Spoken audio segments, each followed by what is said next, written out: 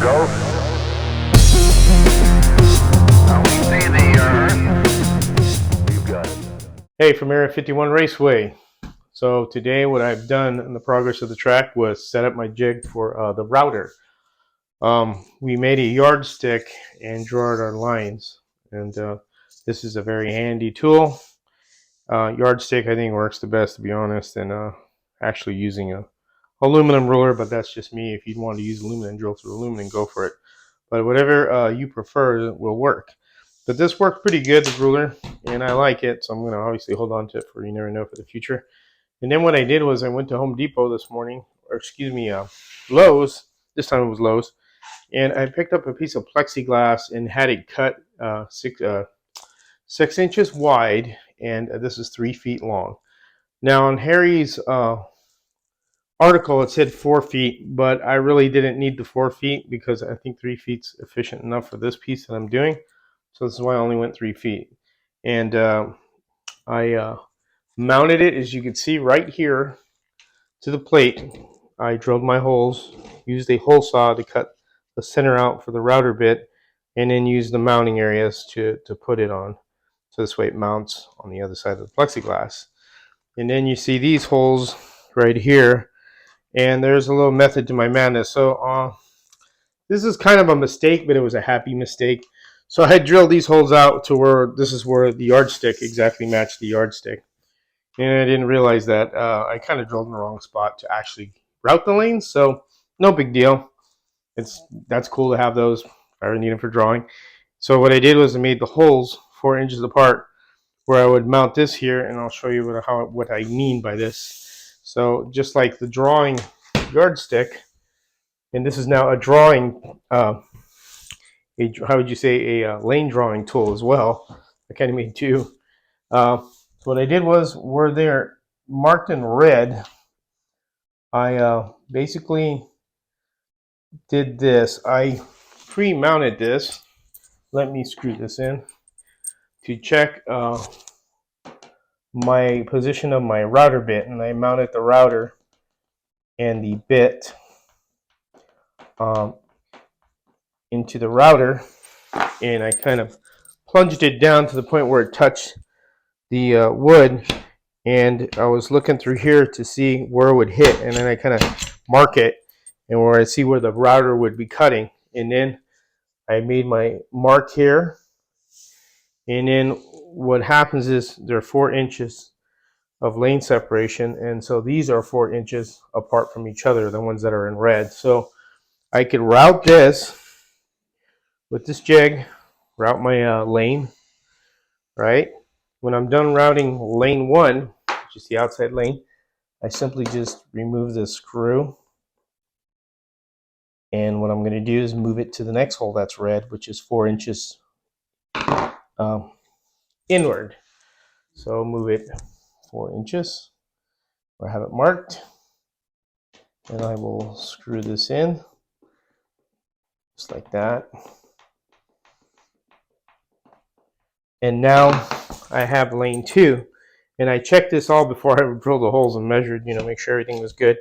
And there's lane 2, and then I'll route lane 2, just pretending a route. I'd obviously have it locked down and have a vacuum and do lane 2, and then when that would be done, I'd move on to the next hole, which would be lane 3. And then when I'm done with lane 3, move on to the final hole, which is lane 4. So that's how I set up the jig. Not too hard to do. It's fairly easy. I really took my time doing this. I'm a kind of guy that likes to move pretty quickly, but with this kind of stuff, since I'm first time doing it, I kind of want to make sure I don't make any mistakes, because I want to make sure everything's right. And I made sure I got this on there pretty centered, and the hole was centered as best I could. And this is a hole saw I used for it, as you can see. And then I marked my holes, and that's how I made the jig. And so this is great if if I ever want to build another oval or something, or somebody near me needs to use it. I have this little handy dandy plexiglass tool that I could use. Now for the outside apron or the guardrail, what I'm going to do is, when I'm ready to do that, I'm just simply going to just screw it down here, And it's no big deal making the holes in this MDF because you could seal it up with wood putty and smooth it out, and you'll never know it was there. And I will line this up to do the last part, which would be the guardrail. I was more concerned about the lanes right now than I was about the guardrail, and that's an easy part to do. So I'll just simply just move this into the position and spot it where I need to spot it, and then just screw in to the existing hole here. And then I could, while it's pinned in, I could route my my apron, whatchamacallit, my outer lane here, my guardrail. So again, no big deal. I'll screw it here because I don't want this thing to be moving. So just do that, just like that. So I'm just simulating it, and that's it. This took me a couple hours to do. I say about 2 or 3 hours. I really took my time making sure I measured, a couple times before I start cutting and drilling holes. And I got this fairly centered, which I'm pretty happy about. This is on there real good, and I think we're going to be in good shape here. One note I want to tell you guys, you can see I'm wearing Toy Story Band-Aids because that's all we got because we got grandkids. Don't judge me. When you mess with the router bit, this is one thing you need to be careful with, is when you pull this out, and this is from Slot Car Corner, these are extremely sharp. As you can see, my fingers got filleted, and that's because I simply grabbed this and then I slipped and then I rolled. I'll show you closely what I did. So what I did, and this kind of stuff happens, is I grabbed this. You see this little blood on there still. I grabbed this and I slipped, and then I passed my fingers over the fluted part, which is super sharp. Holy cow. So when you do this, just hold on to this and wiggle this bottom piece. Don't try and like pull it like this, wiggle the bottom piece. That was my stupid mistake for doing that. And well, no pain, no gain, and there's some actual blood on there. So this track was built with my blood, as you can put it. So stop whining.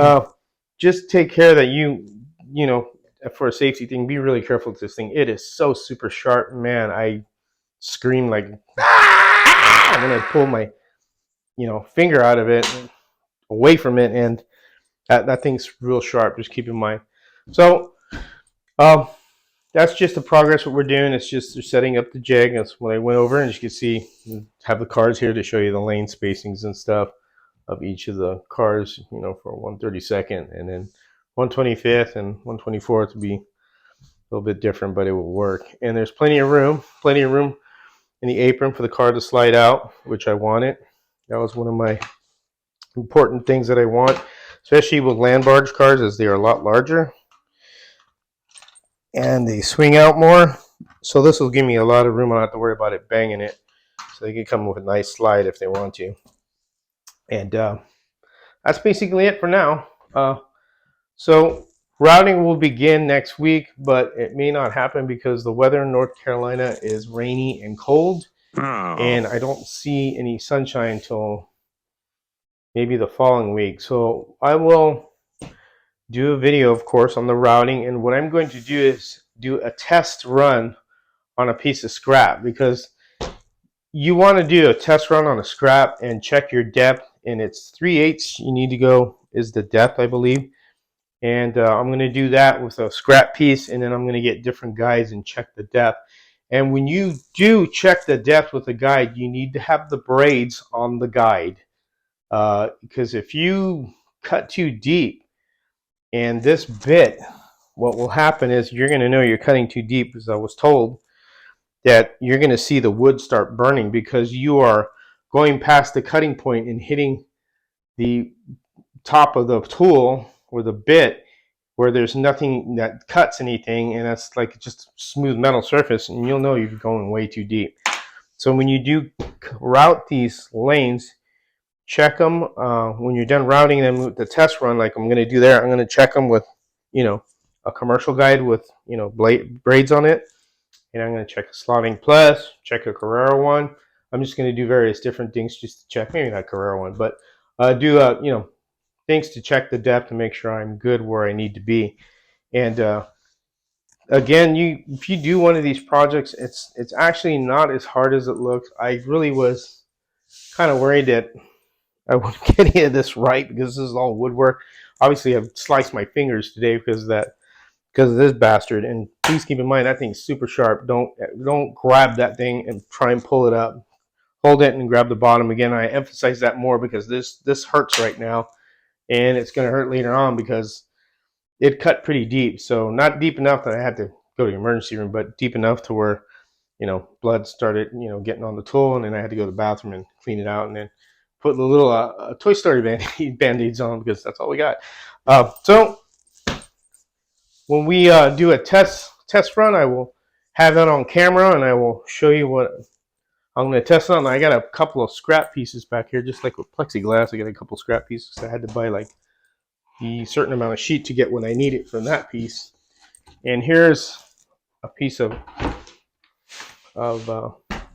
some scrap right here. And I'm going to just do the test run on it just to make sure when I do route it that everything's going to work. I'll probably get a bigger piece than this because there are a larger piece.